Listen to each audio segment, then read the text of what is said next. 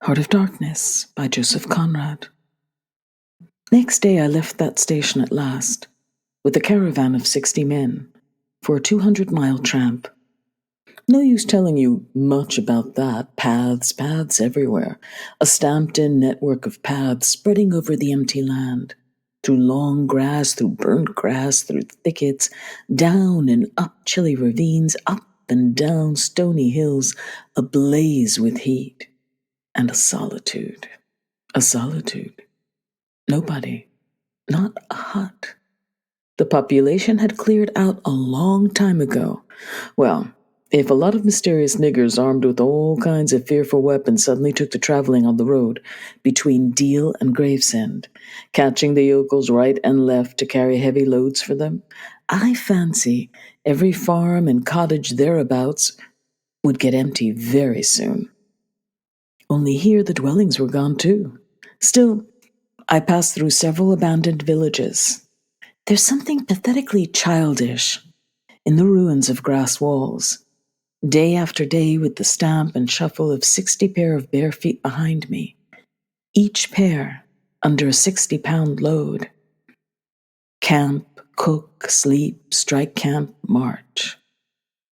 Now and then, a carrier dead in harness, at rest in the long grass near the path, with an empty water gourd and his long staff lying by his side. A great silence around and above. Perhaps on some quiet night the tremor of far-off drums sinking, swelling, a tremor vast, faint, a sound weird, appealing, suggestive, and wild, and perhaps with as profound a meaning as the sound of bells in a Christian country. Once, a white man in an unbuttoned uniform, camping on the path with an unarmed escort of lank Zanabaris, very hospitable and festive, not to say drunk, was looking after the upkeep of the road, he declared. Can't say I saw any road or any upkeep, unless the body of a middle-aged Negro with a bullet hole in his forehead upon which I absolutely stumbled 3 miles farther on may be considered as a permanent improvement. I had a white companion, too. Not a bad chap, but rather too fleshy, and with the exasperating habit of fainting on the hot hillsides, miles away from the least bit of shade and water. Annoying, you know, to hold your own coat like a parasol over a man's head while he is coming to. I couldn't help asking him once what he meant by coming there at all. To make money, of course. What do you think? He said scornfully. Then he got fever and had to be carried in a hammock slung under a pole. As he weighed 16 stone, I had no end of rows with the carriers. They jibbed, ran away, sneaked off with their loads in the night. Quite a mutiny. So, one evening, I made a speech in English with gestures, not one of which was lost to the 60 pair of eyes before me. And the next morning, I started the hammock off in front all right. An hour afterwards, I came upon the whole concern, wrecked in a bush. Man, hammock, groans, blankets, horrors. The heavy pole had skinned his poor nose. He was very anxious for me to kill somebody, but there wasn't the shadow of a carrier near. I remembered the old doctor. It would be interesting science to watch the mental changes of individuals on the spot. I felt I was becoming scientifically interesting.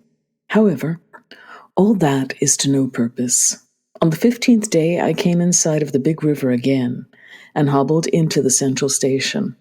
It was on the backwater surrounded by scrub and forest, with a pretty border of smelly mud on one side, and on the other 3 sides enclosed by a crazy fence of rushes. A neglected gap was all the gate it had, and the first glance at the place was enough to let you see the flabby devil was running that show. White men, with long staves in their hands, appeared languidly from amongst the buildings, strolling up to take a look at me, and then retired out of sight somewhere. One of them, a stout, excitable chap with black mustaches, informed me with great volubility and many digressions, as soon as I told him who I was, that my steamer was at the bottom of the river. I was thunderstruck. What? How? Why? Oh, it was all right. The manager himself was there. Oh, quite correct. Everybody had behaved splendidly, splendidly. You must, he said in agitation, go and see the general manager at once. He is waiting. I did not see the real significance of that wreck at once. I fancy I see it now, but I am not sure. Not at all. Certainly the affair was too stupid when I think of it to be altogether natural. Still, but at the moment, it presented itself simply as a confounded nuisance.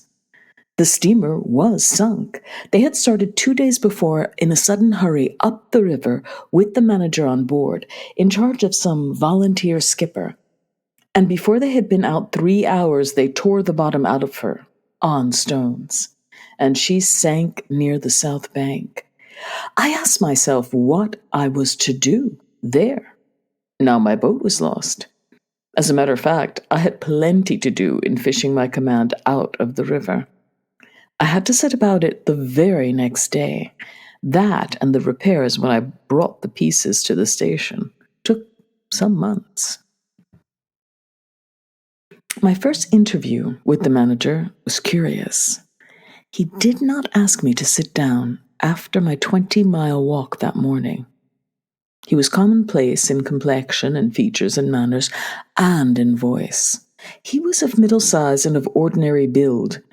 His eyes, of the usual blue, were perhaps remarkably cold, and he certainly could make his glance fall on one as trenchant and heavy as an axe. But even at these times, the rest of his person seemed to disclaim the intention. Otherwise, there was only an indefinable, faint expression of his lips. Something stealthy. A smile, not a smile. I remember it, but I can't explain. It was unconscious, this smile was, though just after he had said something it got intensified for an instant. It came at the end of his speeches like a seal applied on the words to make the meaning of the commonest phrase appear absolutely inscrutable. He was a common trader from his youth up, employed in these parts, nothing more. He was obeyed, yet he inspired neither love nor fear nor even respect. He inspired uneasiness. That was it, uneasiness. Not a definite mistrust, just uneasiness. Nothing more. You have no idea how effective such a faculty can be. He had no genius for organizing, for initiative, or for order even. That was evident in such things as the deplorable state of the station. He had no learning and no intelligence. His position had come to him, why? Perhaps because he was never ill. He had served 3 terms of 3 years out there, because triumphant health, in the general rout of constitutions, is a kind of power in itself. When he went back home on leave, he rioted on a large scale, pompously. Jack ashore with the difference in externals only. This one could gather from his casual talk. He originated nothing. He could keep the routine going, that's all. But he was great. He was great by this little thing that it was impossible to tell what could control such a man. He never gave that secret away. Perhaps there was nothing within him. Such a suspicion made one pause, for out there were no external checks. Once, when various tropical diseases had laid low almost every agent in the station, he was heard to say, "Men who come out here should have no entrails." He sealed the utterance with that smile of his, as though it had been a door opening into a darkness he had in his keeping. You fancied you had seen things, but the seal was on. When annoyed at mealtimes by the constant quarrels of the white men about precedence, he ordered an immense round table to be made, for which a special house had to be built. This was the station's mess room. Where he sat was the first place, the rest were nowhere. One felt this to be his unalterable conviction. He was neither civil nor uncivil. He was quiet. He allowed his boy, an overfed young Negro from the coast, to treat the white men under his very eyes with provoking insolence. He began to speak as soon as he saw me. I'd been very long on the road. He could not wait, had to start without me. The upriver stations had to be relieved. There had been so many delays already that he did not know who was dead and who was alive and how they got on, and so on and so on and so on. He paid no attention to my explanations, and playing with a stick of sealing wax, repeated several times that the situation was very grave, very grave. There were rumors that a very important station was in jeopardy and its chief, Mr. Kurtz, was ill. Hoped it was not true. Mr. Kurtz was. I felt weary and irritable. Hang Kurtz, I thought. I interrupted him by saying I had heard of Kurtz on the coast. Ah, so they talk of him down there, he murmured to himself. Then he began again, assuring me Mr. Kurtz was the best agent he had, an exceptional man of the greatest importance to the company. Therefore, I could understand his anxiety. He was, he said, very, very uneasy. Certainly he fidgeted on his chair a good deal, exclaimed, "Ah, Mr. Kurtz," broke the stick of sealing wax, and seemed dumbfounded by the accident. Next thing he wanted to know how long it would take to. I interrupted him again. Being hungry, and kept on my feet, too, I was getting savage. How could I tell? I said. I hadn't even seen the wreck yet. Some months, no doubt. All this talk seemed to me so futile. Some months, he said. Well, let us say 3 months before we can make a start, yes? That ought to do the affair. I flung out of his hut. He lived all alone in a clay hut with a sort of veranda, muttering to myself my opinion of him. He was a chattering idiot. Afterwards, I took it back when it was borne in upon me startlingly. With what extreme nicety he had estimated the time requisite for the affair. I went to work the next day, turning, so to speak, my back on that station. In that way, only it seemed to me, I could keep my hold on the redeeming facts of life. Still, one must look about sometimes.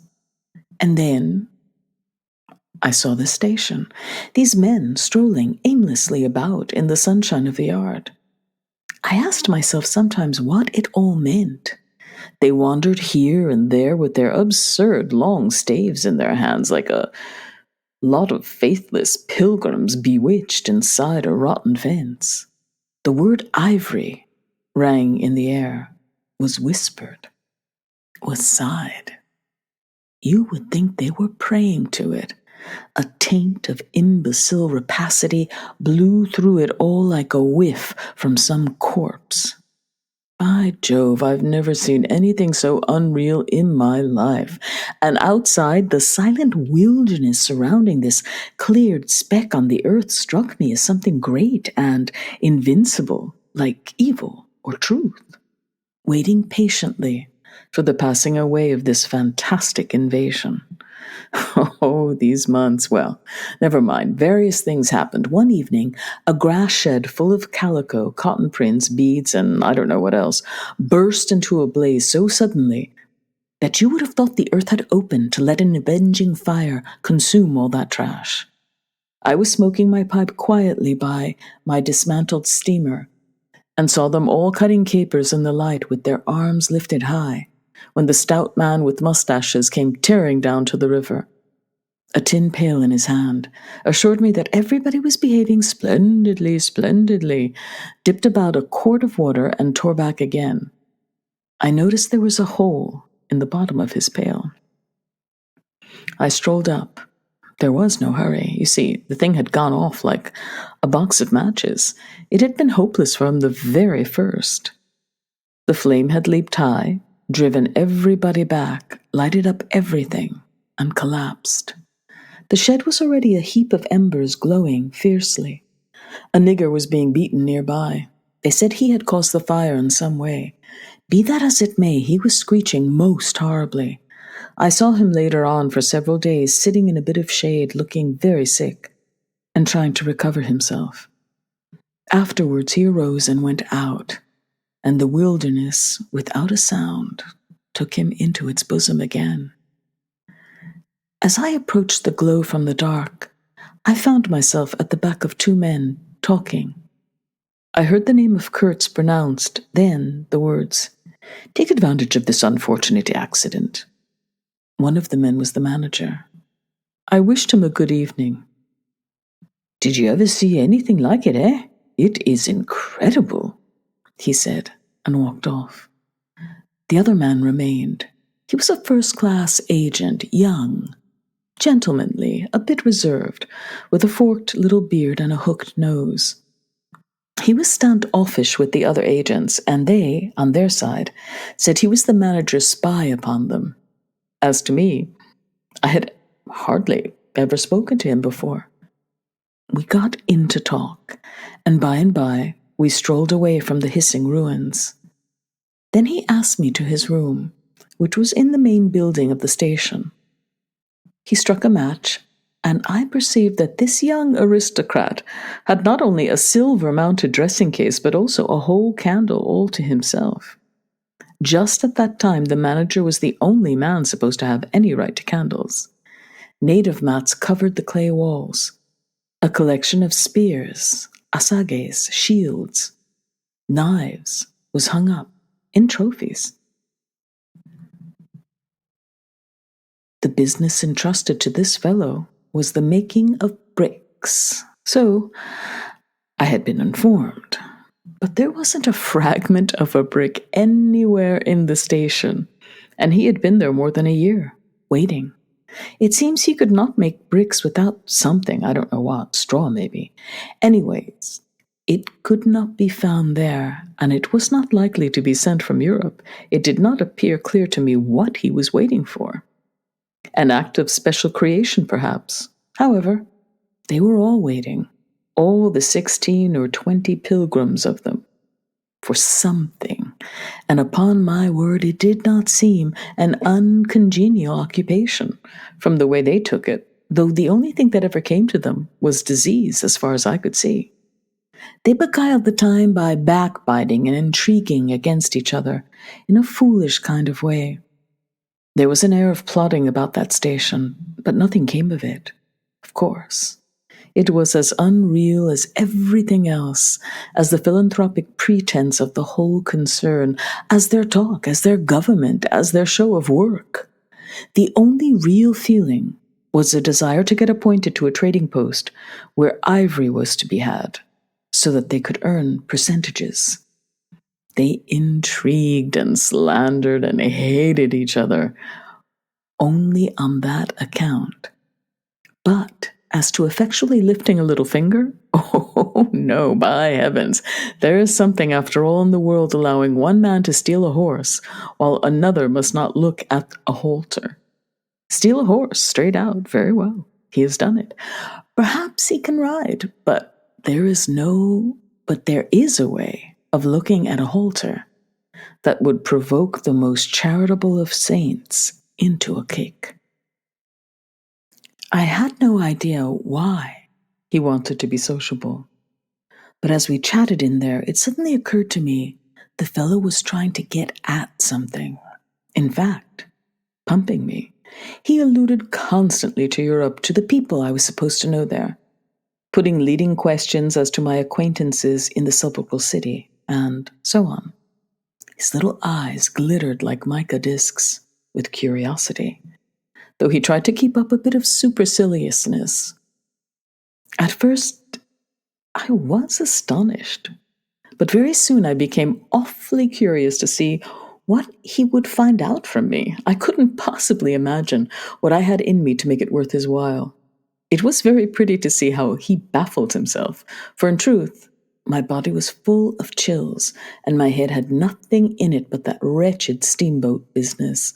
It was evident he took me for a perfectly shameless prevaricator, At last he got angry, and to conceal a movement of furious annoyance, he yawned. I rose. Then I noticed a small sketch in oils on a panel, representing a woman, draped and blindfolded, carrying a lighted torch. The background was somber, almost black. The movement of the woman was stately. The effect of the torchlight on the face was sinister. It arrested me, and he stood by civilly, holding a half-pint champagne bottle, medical comforts, with the candle stuck in it. To my question, he said Mr. Kurtz had painted this, in this very station, more than a year ago, while waiting for means to go to his trading post. Tell me, pray, said I, who is this Mr. Kurtz? The chief of the station, he answered in a short tone, looking away. Much obliged, I said, laughing. And you are the brickmaker of the central station. Everyone knows that. He was silent for a while. He is a prodigy, he said at last. He is an emissary of pity and science and progress, and devil knows what else. We want, he began to declaim suddenly, for the guidance of the cause entrusted to us by Europe, so to speak, higher intelligence, wide sympathies, a singleness of purpose. Who says that? I asked. Lots of them, he replied. Some even write that, and so he comes here, a special being, as you ought to know. Why ought I to know? I interrupted, really surprised. He paid no attention. Yes, today he is chief of the best station. Next year, he will be assistant manager, 2 years more, but I dare say, you know what he will be in 2 years' time? You are of the new gang. The gang of virtue. The same people who sent him specially also recommended you. Oh, don't say no, I've my own eyes to trust. Light dawned upon me. My dear aunt's influential acquaintances were producing an unexpected effect upon that young man. I nearly burst into a laugh. Do you read the company's confidential correspondence? I asked. He hadn't a word to say. It was great fun. When Mr. Kurtz, I continued severely, is general manager, you won't have the opportunity. He blew the candle out suddenly, and we went outside. The moon had risen. Black figures strolled about, listlessly, pouring water on the glow, whence proceeded a sound of hissing. Steam ascended in the moonlight. The beaten nigger groaned somewhere. What a row the brute makes, said the indefatigable man with the mustaches, appearing near us. Serve him right. Transgression, punishment, bang. Pitiless, pitiless. That's the only way. They will prevent all conflagrations for the future. I was just telling the manager. He noticed my companion and became crestfallen all at once. Oh, not in bed yet, he said with a kind of servile heartiness. It's so natural. Ha! Danger. Agitation. He vanished. I went on to the riverside, and the other followed me. I heard a scathing murmur at my ear. Heap of muffs to go. 2. The pilgrims could be seen in knots, gesticulating, discussing. Several had still their staves in their hands. I verily believe they took these sticks to bed with them. Beyond the fence, the forest stood up spectrally in the moonlight, and through the dim stir, through the faint sounds of that lamentable courtyard, the silence of the land went home to one's very heart. Its mystery, its greatness, the amazing reality of its concealed life. The hurt nigger moaned feebly somewhere nearby, and then fetched a deep sigh that made me mend my pace away from here. I felt a hand introducing itself under my arm. My dear sir, said the fellow, I don't want to be misunderstood, especially by you, who will see Mr. Kurtz long before I have that pleasure. I wouldn't like him to get a false idea of my disposition. I let him run on, this papier-mâché Mephistopheles, and it seemed to me that if I tried, I could poke my forefinger through him and would find nothing inside but a little loose dirt, maybe. He, don't you see, had been planning to be assistant manager by and by under the present man, and I could see that the coming of that Kurtz had upset them both not a little. He talked precipitately, and I did not try to stop him. I had my shoulders against the wreck of my steamer, hauled up on the slope like a carcass of some big river animal. The smell of mud, of primeval mud, by Jove, was in my nostrils. The high stillness of primeval forest was before my eyes. There were shiny patches on the black creek. The moon had spread over everything, a thin layer of silver, over the rank grass, over the mud, upon the wall of the matted vegetation standing higher than the wall of a temple. Over the great river I could see through a somber gap, glittering, as it flowed broadly by without a murmur. All this was great, expectant, mute, while the man jabbered about himself. I wondered whether the stillness on the face of the immensity looking at us two were meant as an appeal or as a menace. What were we who had strayed in here? Could we handle that dumb thing, or would it handle us? I felt how big, how confoundedly big, was that thing that couldn't talk, and perhaps was deaf as well. What was in there? I could see a little ivory coming out from there, and I had heard Mr. Kurtz was in there. I had heard enough about it too, God knows. Yet somehow it didn't bring any image with it, no more than if I had been told an angel or a fiend was in there. I believed it in the same way one of you might believe there are inhabitants in the planet Mars. I knew once a Scotch sailmaker who was certain, dead sure, there were people in Mars. If you asked him for some idea how they looked and behaved, he would get shy and mutter something about walking on all fours. If you as much as smiled, he would, though a man of 60, offer to fight you. I would not have gone so far as to fight for Kurtz, but I went for him near enough to a lie. You know, I hate, detest, and can't bear a lie. Not because I'm straighter than the rest of us, but simply because it appalls me. There is a taint of death, a flavor of mortality in lies, which is exactly what I hate and detest in the world. What I want to forget. It makes me miserable and sick, like biting something rotten would. Temperament, I suppose. Well, I went near enough to it by letting the young fool there believe anything he liked to imagine as to my influence in Europe.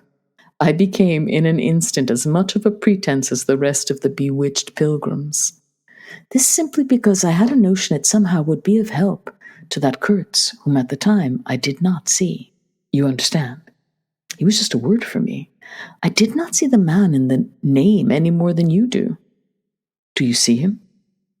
Do you see the story? Do you see anything? It seems to me I'm trying to tell you a dream, making a vain attempt, because no relation of a dream can convey the dream sensation, that commingling of absurdity, surprise, and bewilderment in a tremor of struggling revolt, that notion of being captured by the incredible, which is of the very essence of dreams. He was silent for a while. No, it is impossible. It is impossible to convey the life sensation of any given epoch of one's existence, that which makes it truth, its meaning, its subtle and penetrating essence. It is impossible. We live as we dream, alone. He paused again, as if reflecting, then added, Of course, in this you fellows see more than I could then. You see, me, whom you know. It had become so pitch dark that we listeners could hardly see one another. For a long time already, he, sitting apart, had been no more to us than a voice. There was not a word from anybody. The others might have been asleep, but I was awake. I listened.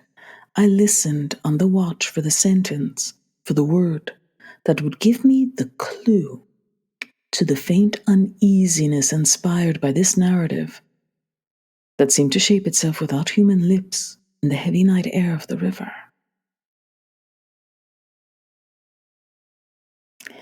Yes, I let him run on. Marlow began again. And think what he pleased about the powers that were behind me. I did. And there was nothing behind me. There was nothing but that wretched old mangled steamboat I was leaning against, while he talked fluently about the necessity for every man to get on. And when one comes out here, you conceive it is not to gaze at the moon. Mr. Kurtz was a universal genius, but even a genius would find it easier to work with adequate tools, intelligent men. He did not make bricks. Why, there was a physical impossibility in the way, as I was well aware. And if he did secretarial work for the manager, it was because no sensible man rejects wantonly the confidence of his superiors. Did I see it? I saw it. What more did I want? What I really wanted was rivets, by heaven. Rivets. To get on with the work, to stop the hole. Rivets I wanted. There were cases of them down at the coast. Cases piled up, burst, split. You kicked a loose rivet at every second step in that station yard on the hillside. Rivets had rolled into the grove of death. You could fill your pockets with rivets for the trouble of stooping down. And there wasn't one rivet to be found where it was wanted. We had plates that would do, but nothing to fasten them with. And every week the messenger, a lone Negro, letter bag on shoulder and staff in hand, left our station for the coast. And several times a week a coast caravan came in with trade goods, ghastly glazed calico that made you shudder only to look at it, glass beads value about a penny a quart, confounded spotted cotton handkerchiefs, and no rivets. 3 carriers could have brought all that was, to set that steamboat afloat. He was becoming confidential now, but I fancy my unresponsive attitude must have exasperated him at last, for he judged it necessary to inform me he feared neither God nor devil, let alone any mere man. I said I could see that very well, but what I wanted was a certain quantity of rivets, and rivets were what really Mr. Kurtz wanted, if he had only known it. Now letters went to the coast every week. "My dear sir," he cried, "I write from dictation." I demanded rivets. There was a way for an intelligent man. He changed his manner, became very cold, and suddenly began to talk about a hippopotamus, wondered whether sleeping on board the steamer. I stuck to my salvage night and day. I wasn't disturbed. There was an old hippo that had had the bad habit of getting out on the bank and roaming at night over the station grounds. The pilgrims used to turn out in a body and empty every rifle they could lay hands on at him. Some even set up nights for him. All this energy was wasted, though. "That animal has a charmed life," he said, "but you can say this only of brutes in this country. No man, you apprehend me, no man here bears a charmed life." He stood there for a moment, in the moonlight, with his delicate hooked nose set a little askew, and his mica eyes glittering without a wink. Then, with a curt good night, he strode off. I could see he was disturbed and considerably puzzled, which made me feel more hopeful than I had been for days. It was a great comfort to turn from that chap to my influential friend, the battered, twisted, ruined tin pot steamboat. I clambered on board. She rang under my feet like an empty Huntley and Palmer biscuit tin kicked along a gutter. She was nothing so solid in make and rather less pretty in shape, but I had expended enough hard work on her to make me love her. No influential friend would have served me better. She'd given me a chance to come out a bit, to find out what I could do. No, I don't like work. I had rather laze about and think of all the fine things that can be done. I don't like work. No man does. But I like what is in the work, the chance to find yourself, your own reality, for yourself, not for others, what no other man can ever know. They can only see the mere show and never can tell what it really means. I was not surprised to see somebody sitting aft on the deck with his legs dangling over the mud. You see, I rather chummed with the few mechanics there were in that station, whom the other pilgrims naturally despised, on account of their imperfect manners, I suppose. This was the foreman, a boiler-maker by trade, a good worker. He was a lank, bony, yellow-faced man with big, intense eyes. His aspect was worried, and his head was as bald as the palm of my hand. But his hair and falling seemed to have stuck to his chin, and had prospered in the new locality, for his beard hung down to his waist. He was a widower with 6 young children. He had left them in charge of a sister of his to come out there, and the passion of his life was pigeon flying. He was an enthusiast and a connoisseur. He would rave about pigeons. After work hours, he used sometimes to come over from his hut for a talk about his children and his pigeons. At work, when he had to crawl in the mud under the bottom of the steamboat, he would tie up that beard of his in a kind of white serviette he brought for the purpose. It had loops to go over his ears. In the evening, he could be seen squatted on the bank, rinsing that wrapper in the creek with great care, then spreading it solemnly on a bush to dry. I slapped him on the back and shouted, "We shall have rivets!" He scrambled to his feet, exclaiming, "No, rivets!" as though he couldn't believe his ears. Then in a low voice, "You, eh?" I don't know why we behaved like lunatics. I put my finger to the side of my nose and nodded mysteriously. "Good for you," he cried, snapped his fingers above his head, lifting one foot. I tried a jig. We capered on the iron deck. A frightful clatter came out of that hulk, and the virgin forest on the other bank of the creek sent it back in a thundering roll upon the sleeping station. It must have made some of the pilgrims sit up in their hovels.